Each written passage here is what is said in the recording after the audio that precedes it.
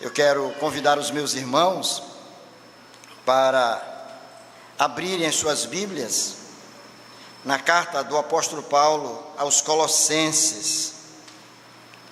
Carta do apóstolo Paulo aos Colossenses.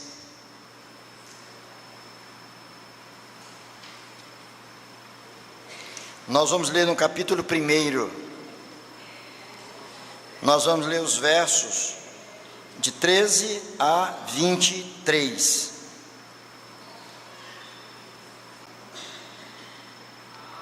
Nos diz assim então a palavra do Senhor: Ele nos libertou do império das trevas e nos transportou para o reino do Filho do seu amor, no qual temos a redenção, a remissão dos pecados.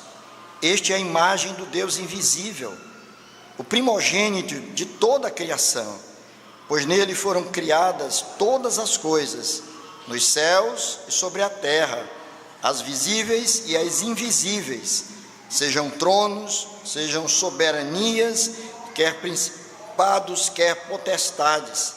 Tudo foi criado por meio dele e para ele. Ele é antes de todas as coisas, nele tudo subsiste. Ele é a cabeça do corpo da igreja, ele é o princípio, o primogênito de entre os mortos, para em todas as coisas ter a primazia, porque aprouve a Deus que nele residisse toda a plenitude, e que, havendo feito a paz pelo sangue da sua cruz, por meio dele, reconciliasse consigo mesmo todas as coisas, quer sobre a terra, quer nos céus.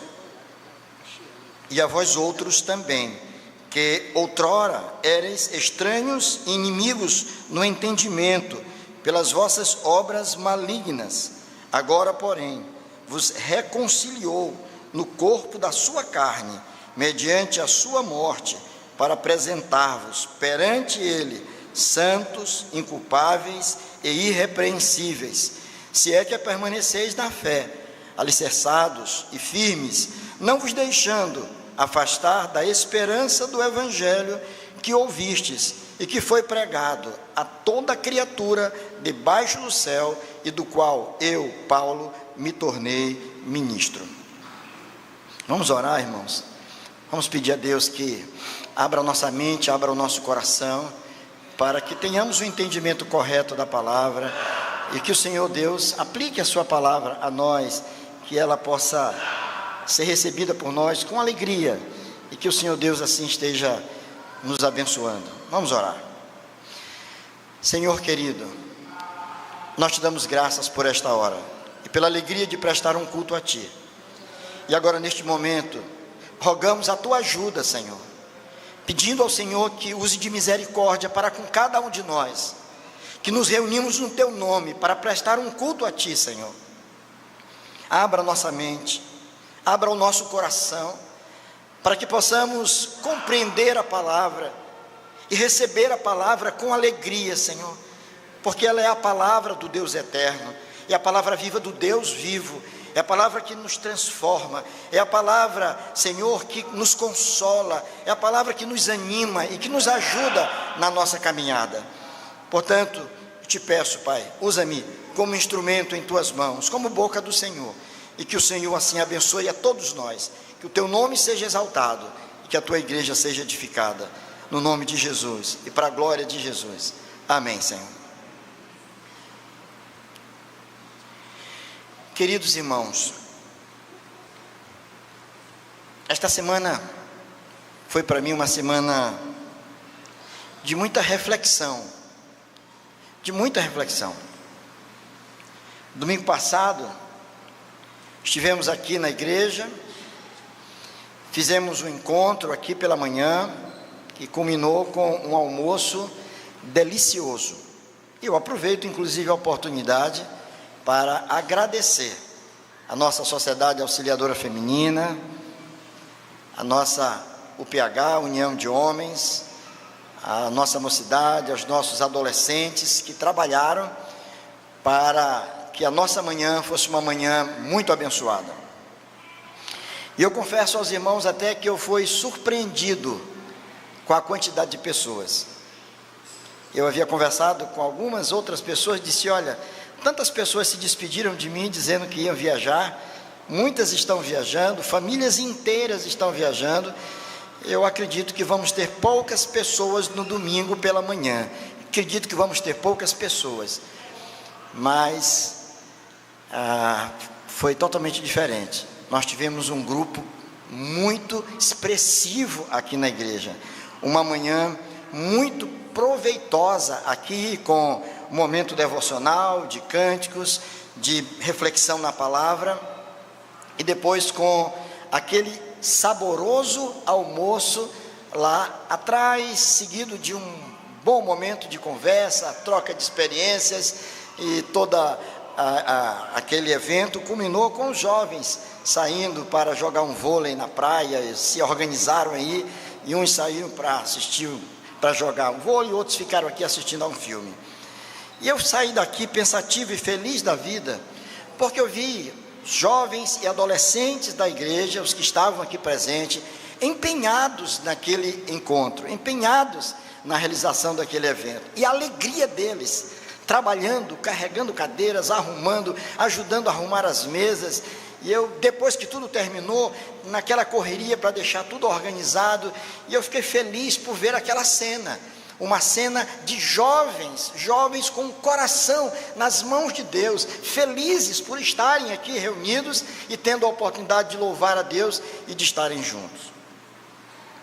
Logo em seguida, eu encontrei um grupo de jovens fora daqui, em um outro local, e eu comentava com a Abigail, que me provocou exatamente essa semana de reflexão. De um lado, aqui jovens, saudáveis, louvando a Deus, trabalhando, servindo ao Senhor, depois saindo para o momento esportivo, com a maior alegria. Por outro lado, encontrei um grupo de jovens também bonitos e alegres, trajados com roupas totalmente inadequadas, moças com roupas diminutas, rapazes fantasiados, com chifrezinho na cabeça, representando o capeta, Satanás, brincando com coisas sérias, e eles reunidos conversando numa alegria muito grande, se preparando para a folia, se preparando para o carnaval. E eu fui para casa pensativo, e eu ia falando com a Abigail no carro o tempo todo. Eu dizia, gente, olha, nós estamos diante de dois mundos, e esse período fica muito claro exatamente esses dois universos, esses dois mundos que não tem nada a ver um com o outro. De um lado, jovens, felizes por estarem na presença de Deus, ninguém fantasiado, ninguém com chifre na cabeça, mas todos alegres, satisfeitos, louvando, bendizendo o nome do Senhor. Enquanto, de um outro lado, jovens com outro tipo de conduta. E depois, quando eu vi a imagem que foi lançada nas redes sociais, de como estava a Avenida Litorânea tomada de pessoas, e no caminho encontrando tantos outros jovens já levando consigo a sua munição, são as bebidas, eu disse, nossa, não tem como, são duas diferenças, é uma situação completamente distinta uma da outra. O que causa essa diferença? Eu estava pensando sobre isso, e eu lembro esse texto é muito bonito e nos ajuda a entender isso. É um texto, o que nós lemos, essa perícope que nós lemos, ela de forma maravilhosa nos apresenta não somente a pessoa de Cristo. Paulo fala acerca de quem é Cristo. Paulo nos fala acerca da obra de Cristo também nessa mesma porção, nessa mesma seção que nós lemos. E Paulo, no final, ele fala das pessoas que foram alcançadas pela obra de Cristo. Você pode ver isso claramente, lendo essa porção, você pode ler com cuidado, você vai ver. Paulo tratando de apresentar para os membros da igreja de Colossos, que estavam sofrendo a influência muito forte do mundo lá fora, influência que vinha de fora, através de um misticismo muito grande, mas também influências de dentro, heresias que estavam penetrando na igreja com o objetivo de destruir completamente a igreja do Senhor Jesus. Paulo escreve esta carta para instruir estes irmãos, e não poderia ser de forma diferente, sem que falasse da pessoa e da obra de Cristo Jesus, e daquilo que ele realizou na vida daqueles a quem o Senhor Deus quis alcançar pela sua graça, transformando de forma completa e absoluta as suas vidas.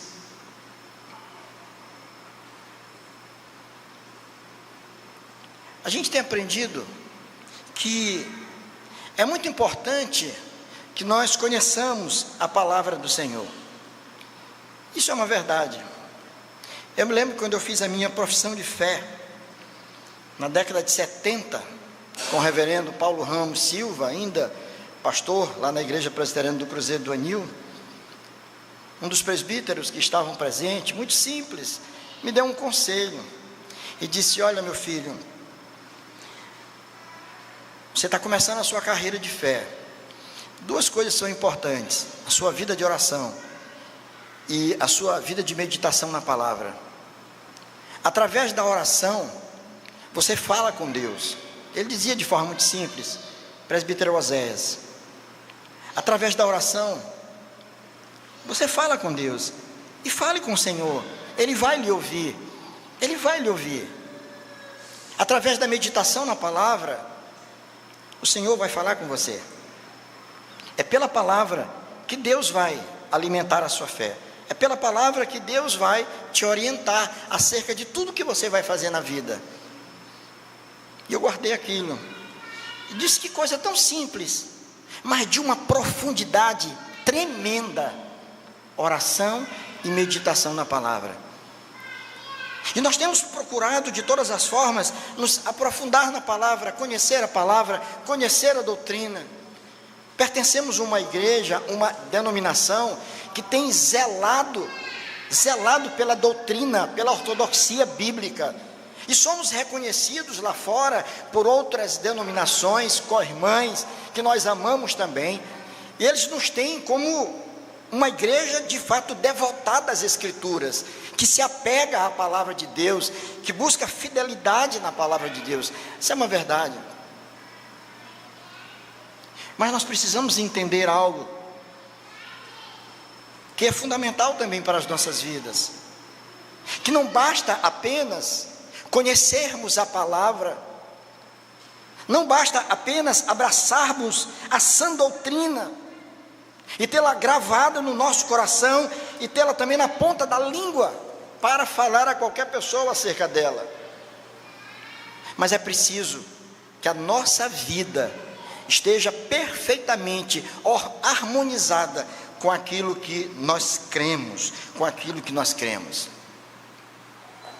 O viver cristão, ele está alicerçado na doutrina cristã. O viver cristão, a prática de vida cristã, a maneira como nós nos conduzimos, está diretamente ligada àquilo que você crê, ao lugar que a doutrina ocupa na nossa vida. Conhecer a doutrina é importante e fundamental para que a nossa conduta seja uma conduta que exalte o nome do Senhor nosso Deus. E é exatamente bem aí que nós vamos estabelecer a diferença. Não só pelo fato de termos belos discursos, não só pelo fato de termos uma boa pregação, de termos uma boa crença nas verdades eternas, mas é pela maneira com que nós vivemos. E lá fora, isso se torna um distintivo da igreja. As pessoas olham para nós e, sem que abramos, às vezes, a boca para dizer alguma coisa, eles percebem que algo diferente tem na nossa vida, que alguma coisa tem em nós que nos diferencia de todas as outras pessoas que fazem parte do mundo. E isto é a presença de Jesus Cristo no nosso coração. Então essa perícope, essa sessão, ela fala de forma maravilhosa e profunda sobre a pessoa de Cristo, quem Ele é, mas fala também acerca da obra de Cristo, aquilo que Ele fez. Mas nós não queremos nos deter nesta manhã sobre essas duas grandes verdades encontradas aqui. Queremos tão somente falar acerca das pessoas alcançadas pela obra de Cristo. Quem são estas pessoas? Como elas vivem? Quem elas são? Aonde elas estão? Como elas se comportam? Por que elas fazem o que fazem? Vamos observar a parte final dessa sessão, que começa no verso 21, quando Paulo, aqui claramente, ele muda o direcionamento do que ele está falando. Ele diz, e a vós? Vejam só, ele estava falando de Cristo, da pessoa e da obra de Cristo, até o verso 20. Agora, a partir do verso 21, ele vai se dirigir àqueles a quem ele estava escrevendo. Ele vai se dirigir ao público-alvo dele, e o público-alvo dele eram seus irmãos na fé. Ele diz, e a vós outros também, que outrora éreis estranhos, inimigos do entendimento, pelas vossas obras malignas, agora, porém, vos reconciliou no corpo da sua carne, mediante a sua morte, para apresentar-vos perante ele, santos e inculpáveis e irrepreensíveis, se é que permaneceis na fé, alicerçados e firmes, não vos deixando afastar da esperança do evangelho, que ouvistes e que foi pregado a toda criatura debaixo do céu, e do qual eu, Paulo, me tornei ministro. Ao ler esses versos finais, eu chego a uma simples conclusão, e os irmãos hão de concordar comigo, é de que aqueles que foram alcançados pela obra de Cristo, devem reproduzir necessariamente na sua vida o seu caráter. Aqueles que foram alcançados pela obra de Cristo, aquilo que Jesus Cristo fez na cruz do Calvário, que Paulo descreve aqui nos versos iniciais, nos versos anteriores. As pessoas alcançadas por esta obra, por aquilo que ele fez, essas pessoas devem necessariamente ou consequentemente reproduzir o caráter daquele que os alcançou. Em outras palavras, irmãos, de forma mais simples, se Cristo habita no nosso coração verdadeiramente, nós não vamos impactar o mundo simplesmente com o nosso discurso. Nós vamos impactar os nossos vizinhos, nós vamos impactar as pessoas com quem nós convivemos, pelo caráter que vamos manifestar, pela nossa forma de ser no mundo, pela nossa forma de nos conduzir, pela forma de nos comportar. É a nossa maneira de viver que vai apontar para aquilo que nós cremos, para as verdades que nós guardamos dentro do nosso coração. Aquilo que está dentro do nosso coração é projetado, é lançado para fora, através da nossa boca, porque a Bíblia diz que a boca fala daquilo que está cheio no coração, aquilo que está dentro do coração. Mas também a nossa própria conduta, a nossa forma de agir e reagir, de ser no mundo, vai denunciar aquele que reina no nosso coração, aquele que está centrado no trono do nosso coração. E como é que nós podemos então, queridos, reproduzir esse caráter de Cristo? Uma vez que Ele está plantado em nós, uma vez que Ele nos ressuscitou, uma vez que Ele nos perdoou, uma vez que Ele transformou as nossas vidas, como é que nós vamos reproduzir esse caráter? No primeiro momento, lembrando da nossa própria condição passada. Precisamos lembrar da condição passada e de quem nós somos atualmente. Vejam que Paulo diz assim, olha, e é tão claro isso, que talvez não caberia nenhuma explicação, muito simples de entender. Ele diz assim, e a vós outros. Esse vós outros a que ele se refere, não são os habitantes de Colossos, necessariamente, mas são aqueles que faziam parte da igreja. Eram aqueles que se reuniam, assim como nós nos reunimos, para prestar um culto a Deus. Eram aqueles que professaram a fé no Senhor. Aqueles que um dia levantaram a sua mão e disseram: eu estou aqui, eis-me aqui, Senhor. Eram pessoas que se congregavam, que adoravam, que contribuíam, quem sabe até trabalhavam na obra do Senhor. Ele está se referindo a estas pessoas e a vós outros também. Agora, vejam bem, ele vai apontar para um passado, fazendo uma relação com o presente. Ele diz: vós que outrora, no passado, eram estranhos, inimigos no entendimento, pelas vossas obras malignas. O que Paulo está dizendo aqui é o seguinte: vocês que hoje estão sentadinhos aqui adorando a Deus, outrora, no passado, um dia lá atrás, vocês eram inimigos da cruz de Cristo. Eu, inimigo? Mas eu não fazia mal para ninguém. Você era um zombador daquilo que Deus, de Deus, da palavra de Deus. Você era no mínimo uma pessoa absolutamente indiferente à obra salvífica de Cristo. Talvez você não tinha nenhuma compreensão, nenhum entendimento ao perceber pessoas no seu bairro, os seus vizinhos saindo com a Bíblia debaixo do braço para ir para a igreja. Quem sabe você não foi uma das pessoas que deu boas gargalhadas. Isto é, antes de Cristo entrar no nosso coração, nós éramos inimigos do Senhor. Nós lutávamos contra os valores do reino de Deus.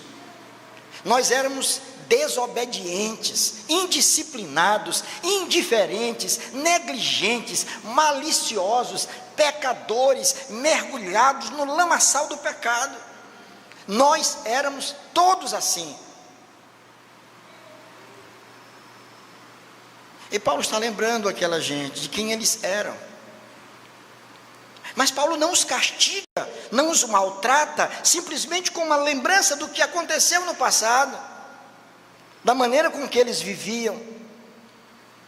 Mas Paulo está dizendo: olha, mas esse Cristo maravilhoso, este Senhor da glória, esse te alcançou com a sua graça, transformou a sua vida, acabou com a inimizade que havia entre você e o seu Criador, pagou uma conta que você jamais poderia pagar, nem que você desse a sua vida e oferecesse toda a sua família em sacrifício vivo, ainda assim não daria para pagar a tua conta. E foi por isso mesmo que ele enviou o seu próprio filho para morrer por você na cruz do Calvário.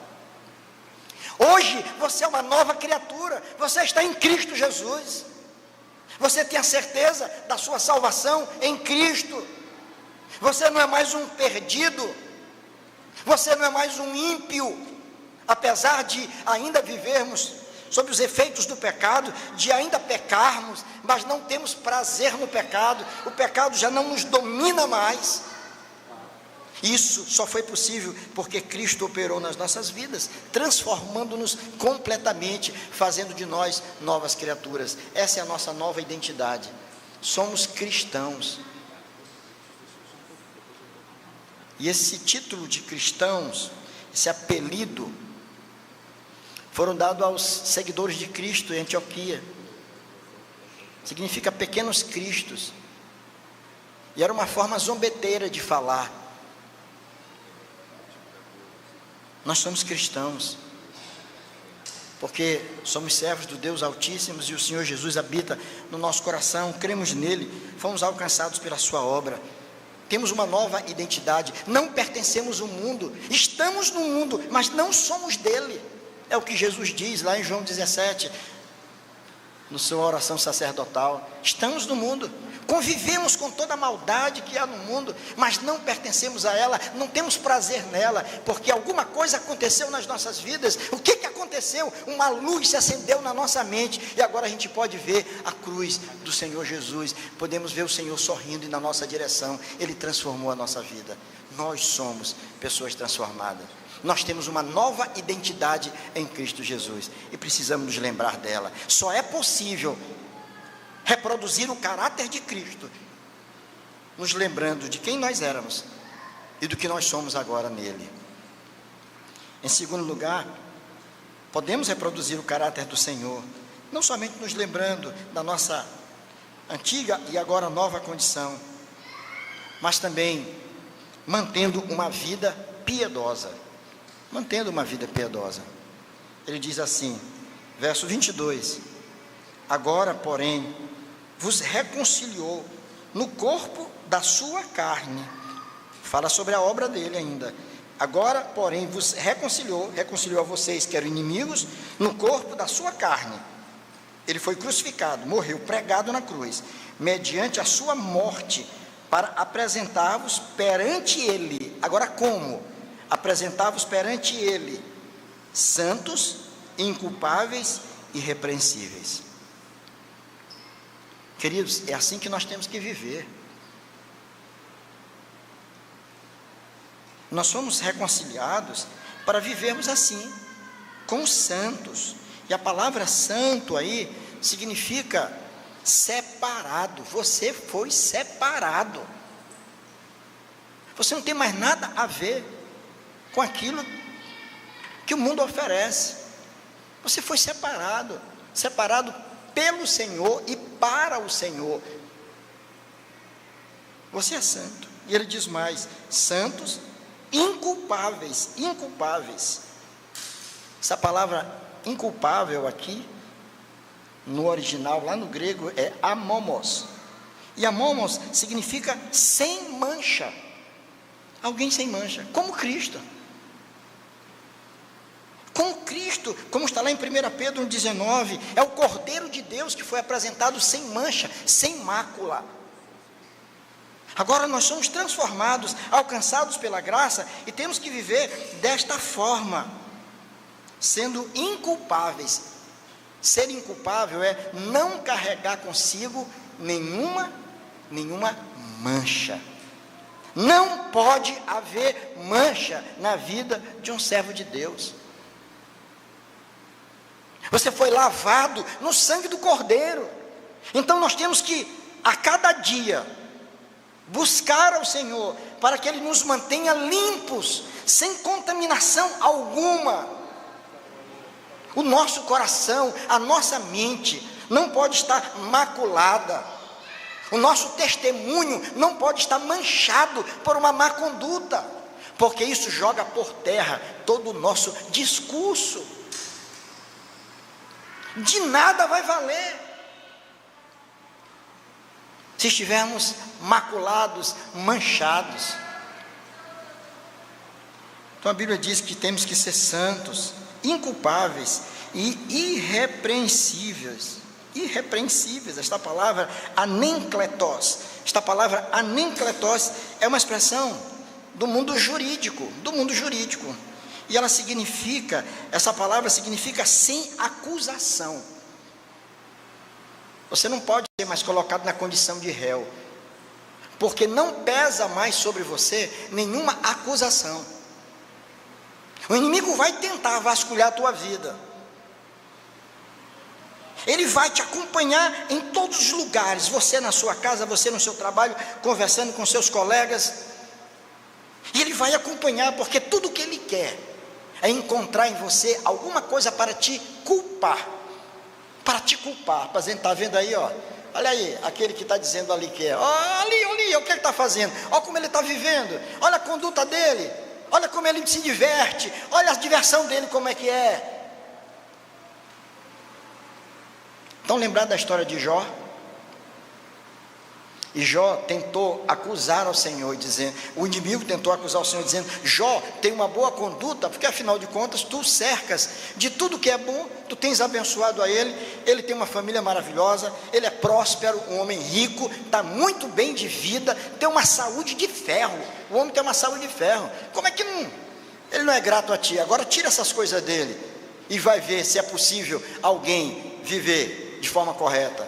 E Deus permitiu. Foi tirado tudo isso de Jó. E ele se manteve íntegro na presença do Senhor. Se manteve íntegro na presença do Senhor. Sem culpa. Sem culpa. Quando Cristo nos alcança, Ele muda não somente a nossa condição, mas agora o Espírito Santo de Deus habitando em nós vai nos ajudar a manter uma vida piedosa, uma vida reta, de homens e mulheres verdadeiramente tementes a Deus. E nós temos que fazer a diferença, onde quer que estejamos. O mundo pode festejar do jeito dele, mas a nossa forma é diferente, tem que ser diferente, não pode ser igual. Esse é o nosso distintivo. Como é que eu vou ser igual? Como é que minha linguagem vai ser igual? Somos diferentes. Temos que viver uma vida piedosa, viver de forma como o Senhor quer, sendo santos, inculpáveis e irrepreensíveis. Podemos manifestar o caráter de Cristo, não só lembrando na nossa condição, mantendo uma vida piedosa, mas no final ele diz assim, olha, se é que permaneceis na fé, alicerçados e firmes, não vos deixando afastar da esperança do Evangelho, que ouvistes e que foi pregado a toda criatura debaixo do céu, e do qual eu, Paulo, me tornei ministro. Sabe como é que eu vejo isso aí? É uma terceira forma de reproduzir o caráter de Cristo, é perseverando na fé. Isso mostra para nós que a vida cristã é uma luta, a vida cristã é uma luta diária, todos os dias.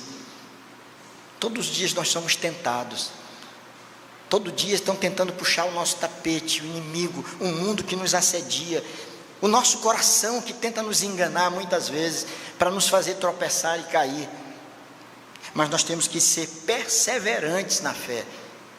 Eu já disse outras vezes aqui, não basta apenas começar bem, começar animado, empolgado, com toda a vibração, e no meio do caminho desistir, mas precisamos ter as nossas forças renovadas em Cristo, todos os dias, porque você, meu irmão, eu e você, nós somos alvos do inimigo. Ele procura de todas as formas nos acusar, nos fazer tropeçar, nos fazer abandonar a fé.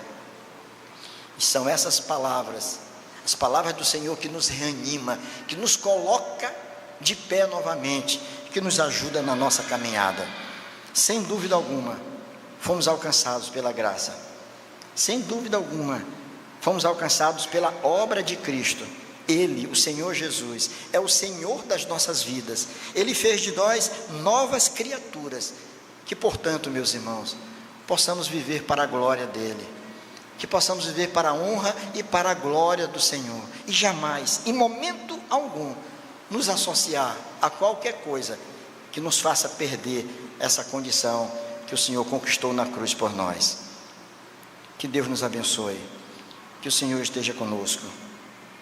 Amém.